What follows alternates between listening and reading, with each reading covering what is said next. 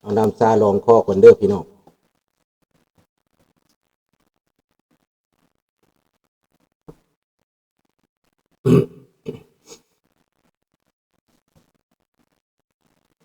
สบายดีพี่น้องลูกหลานลาวไทยหัวใจเดียวกันเพื่อเสรีภาพและประชาธิปไตยทุกท่านพี่น้องยินดีต้อนรับทุกท่านเข้าสู่รายการเสียงประชาชนลาว Voice of the Lao People Welcome to everyone Bienvenue à toutes et à tous ยินดีต้อนรับทุกท่านสวัสดีครับสบายดี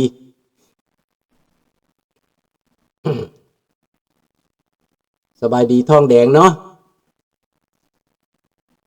ขอห้องเพลงชาติก่อนมันสิลืมเนาะ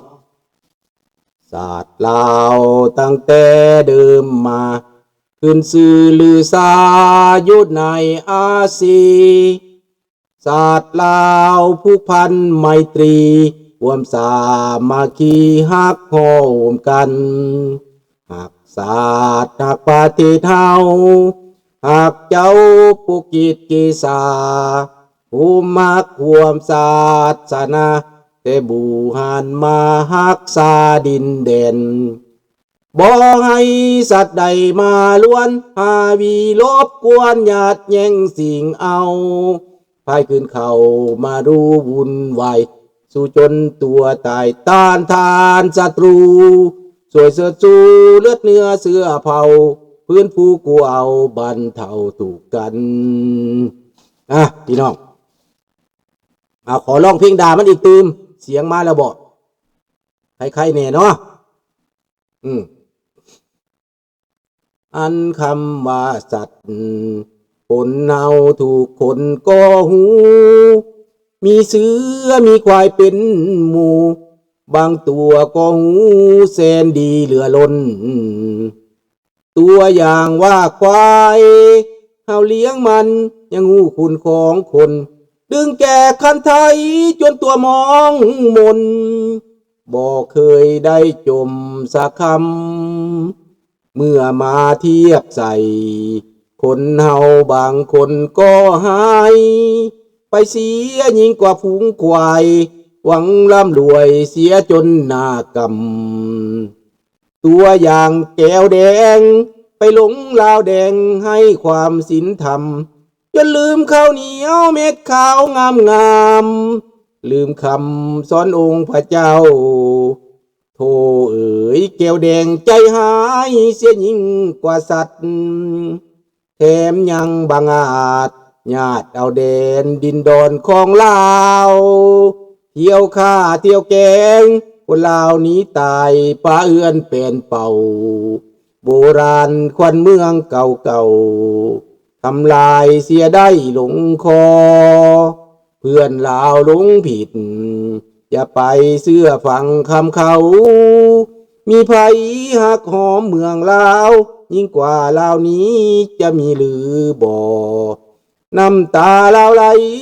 เป็นน้อยเป็นพันก็เพื่อหวังหล่อว่าอยากเห็นเมืองลาวนี้ก็สั่งตัวเพื่อคนลาวเองขอบใจหลายๆพี่น้องตอนนี้มีซ่องลาวเน็ตทีวีแต่งสุดทหารพระจักรลาวดูแล้วก็ได้รู้บ้างเรื่องที่ไม่เคยรู้ไม่ได้รู้จักนะไม่ได้ติดตามเขาเนาะพี่น้องประเด็นเฮามื้อนี้จะมาเว้าเรื่องสันติภาพความสงบสุขในโลกนี้บ่มั่นคงสงครามสงครามขัดแย้งลุกลานไปทุกมองทุกแห่งย้อนอย่างพี่น้องต้องเบิ่งว่าเรื่องเหล่านี้มาแต่ไสมาจากเผด็จการตัวเล็กตัวน้อยมันมาแต่ไสเผด็จการตัวเล็กตัวน้อยพี่น้องต้องเบิ่งอยู่ในพม่าแม่นไผสนับสนุนเผด็จการตัวนี้นะพี่น้องต้องเบิ่งเผด็จการตัวนี้แม่นรัสเซีย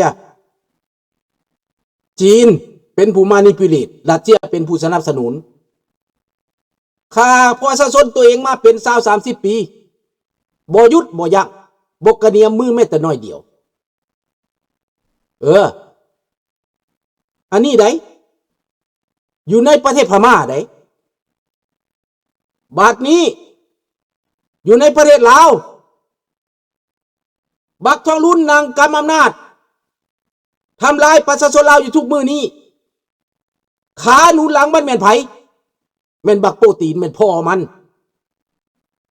บักน้ำเฮียรัสเซียนี่นะบักผีบ้าลินลูกไผ่นี่นะบ้านเมืองวุ่นวายอยู่ก็ย้อนมันบักสันดานหมานี่บักหน้าพระใจม่านนี่นะมันย้อนรัสเซียอยู่ทางหลังผู้บริสุทธิ์ในโลกนี่แม่นไผแม่นรัสเซียนั่นแหละแม่นบักโปตีนนั่นแหละแม่นคอมมิวนิสต์นั่นแหละอยู่ทางหลังโลกนี่เดือดร้อนไปทุกยอมยามแม่นมันเบิด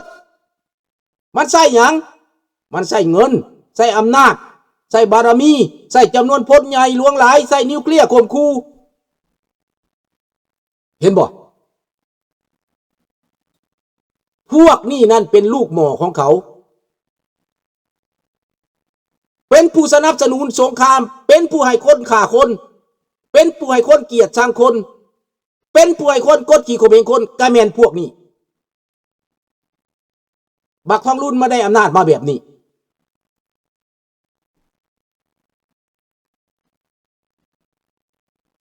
ดังนั้นพี่น้องให้เฮาคิดเบิ่งมันเฮ็ดให้คนลาวนี่สร้างกันเฮ็ดให้คนฆ่าคนทำลายคนในชาติเดียวกันเพื่อชาติอื่นสบายดีจุกอันนี้แหละอยากให้เฮาเข้าใจเฮาเป็นคนลาวด้วยกันนี่นะบักทองรุ่นมันเบ่งอำนาจอยู่คู่มือนี่นะมันแล่นไปแล่นมามันแสดงตัวว่ามันเป็นคนดีอยู่คู่มือนี่นั่นที่จริงแล้วมันบ่ได้ดีจังเบิดสัวฟากหมาสัวฟากหมาเอาให้หมากินก็ยังบ่แดกพี่น้องความสัวมันแต่ว่าอยู่ในคาบผู้ดีอยู่ในคาบยกย่อปอปั้นมันได้ความสัวมาแต่ใส่รัสเซียสนับสนุน2เลยเด้อ1พม่า2ลาว3เวียดนามกระทำกับประเทศเพื่อนบ้านอยู่ทุกมื้อนี้การสนับสนุนมาแต่ใส่มาแต่บักโซเวียต50 ปีผ่านมานี้เวียดนามอยู่ภายใต้การนำของรัสเซียภายใต้การทรงการของรัสเซียนี่ความชั่วนี่ก็มาจากโซเวียตมาจากลัทธิอุบาทมาจากเผด็จการมาจากแนวความคิดเผด็จการเข็นฆ่าคนในชาติตัวเองข่มเหงชาติอื่นผู้ที่น้อยกว่าถึงจะดีก็ตามต้องข่มเหงสบายดีวีโด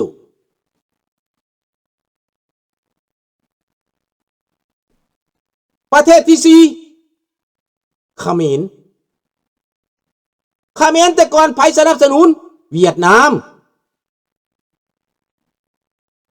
เฮ็ดให้คนเขมรตาย3 ล้านคน4 ล้านคนเวียดนามกับจีนคนเขมรต้องตายสบายดีลิดสบายดีน้อง USA ต้องตายทุกข์ตายยากต้องตายทรมานพัดภาคพ่อแม่บ่มีความสงบสุขขัดแย้งทางการเมืองอาวุธมาแต่ไสการสนับสนุนทางหลังแม่นไผจีนกับรัสเซียคนต้องตายย้อน2ประเทศไอ้นี่นับล้านนับหมื่นอยู่ดีๆกันผัวเมียกันก็มาแบ่งแยกความคิดในครอบครัวลูกก็ไปเป็นของคนบ่ดีไปกินยาบ้าไปฆ่ายาเมาไปเป็นโจรไปเป็นผู้ให้ฆ่าพ่อฆ่าแม่บ่สงบส่วนประเทศไทยก็มีอีกมาแทรกแซงพี่น้องทางการค้าทางการเมืองบักสีบักรัสเซียประเทศไทยก็ครึ่งว่าสิเอารัสเซียหรือสิเอาหยังนี่นะสิเอาโซเวียตสิเอาจีนสิเอาอเมริกาประเทศไทยเป็นแบบนี้หมายว่าซ้ำคอนฟิวส์ประชาชนก็บ่ฮู้จักทางเลือกประเทศไทยก็ได้ครึ่งนึงอยากได้จีนครึ่งนึงอยากได้โซเวียตครึ่งนึงอยากได้อเมริกา3 ส่วน ขนาดประเทศที่เจริญได้นั่นประเทศที่มีความเข้มแข็งได้นั่นมันเป็นแบบนี้โอปิเนียนของคนเป็นแบบนี้เห็นบ่เซเพเอาอเมริกาอีกพวกหนึ่งมันเอาจีนอีกพวกหนึ่งมันเอาโซเวียตย่องโซเวียตย่องรัสเซียย่องบักโปตินนักหนาถึงขันซ่องทีวีออกทางการถึงขันออกหนานะเห็นบ่3-4ประเทศนี้พม่าลาวเขมรไทยเวียดนาม5ประเทศข้าพเจ้าจะเว้าส่วนมาเลเซียไปนำจีนส่วนอินโดนีเซียไปนำจีนนะเอา5ประเทศนี้ก่อน2ประเทศนั้นป้าไว้ก่อนเขาอยู่ห่างไกลหน่อยหนึ่งนะสำหรับในเอเชียแล้วความสงบสุขบ่มีไต้หวันคือข่มขู่จากจีนจากเผด็จการอีกแล้วสบายดีมาฟิลิปปินส์ถือข่มขู่จากจีนถือกดขี่ข่มเหงจากจีนถือแทรกแซงจากจีนยกยอดปอปั้นบักตูเดเต้ขึ้นมาจีนที่เข้ามาควบคุมแต่ว่าประชาชนบ่เอาประชาชนเปลี่ยนใจเห็นพฤติกรรมของจีนแล้วประชาชนเปลี่ยนใจไปเลือกเอาลูกมาโกสมาประชาชนเขาเลือกถือเขาตาสว่างเขามีความคิดเขามีปัญญาเขาเลือกถือเพื่อตัดคานหอนทอนอิทธิพลของจีนเห็นบ่นี่คนฟิลิปปินส์ตาสว่างเกาหลีใต้ถือข่มเหงจากจีนจากรัสเซียจากเกาหลีเหนือแม่นผู้ใดอยู่เบื้องหลังความขัดแย้ง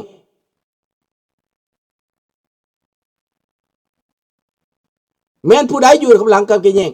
บักMCว่าเก่งหลายคือบ่มาบริหารเองโลดโอ้มึงปล่อยแม่บักหมามึงหนีจากอำนาจมึงลงจากอำนาจให้พ่อมึงลงจากอำนาจให้บักท้องรุ่นตายกับบักซอนไซตายมื้ออื่นนี่นะกูสิปกครองเองนะบ่ได้เว้าล่ากูมีปัญญาปกครองมึงเข้าใจบ่ผู้ใดเว้าคัดผู้ใดเว้าความจริงมึงบ่มักพวกซาดควายพวกลูกแรงตีนมือหมาพานตาบอดหูหนวกงูแล้วยังบ่แล้วยังหูหนวกตื่มอีกยังตาบอดตื่มอีก โทษ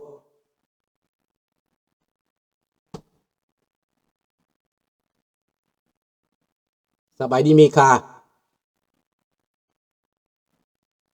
ในที่สุดพี่น้องในเมื่อว่าเกาหลีใต้ฟิลิปปินส์เขาเลือกได้แล้วเกาหลีใต้ถือข่มเหงเต็งเต็กอยู่แล้วจากบักคิมขู่จะยิงนิวเคลียร์ขู่จะยิงอันนั้นอันนี้อยู่บ่แล้วประชาชนเกาหลีเหนืออยู่บ่ได้โตนมาอยู่เกาหลีใต้ตั้งหลวงหลายไพ่มากเห็นบ่อันนี้คือความจริงสบายดีประยูนสบายดีวิสัยสบายดีสอนแต่ว่าคนเกาหลีใต้เขาเฮ็ดนิวเคลียร์เป็นบ่โอ้ยอันเรื่องนิวเคลียร์เกาหลีใต้เป็นโพดดีบ่ดีเขาซื้อลูกนิวเคลียร์ไว้แล้วเกาหลีใต้เขาซื้อไว้แล้วเขาสำรองไว้แล้วถ้าเกิดมาเขาซุบปรับใส่โลดซุบลูกนิวเคลียร์ปรับใส่โลดตอนนี้เขาก็เอาลูกนิวเคลียร์ของอเมริกาไปประจำอยู่แล้วเขาสิญาติมันบอกเกาหลีเหนือมันเหตุปั๊บขึ้นมาเขาฟาดไปโลดเกาหลีเหนือเหลือแต่ขี้เถ้าเหลือแต่ขี้เถ้าเปียงยางนี่เกาหลีใต้เห็ดยนต์ก็เป็นเห็ดปืนก็เป็นเห็ดรถถังก็เป็นเห็ดยังเป็นหมดเห็นบ่เกาหลีเหนือทุกปันหมาอึดอยากมากแค้นเขาสิกินก็บ่มีส่งไปตายส่งคนไปตายแลกกับอาวุธ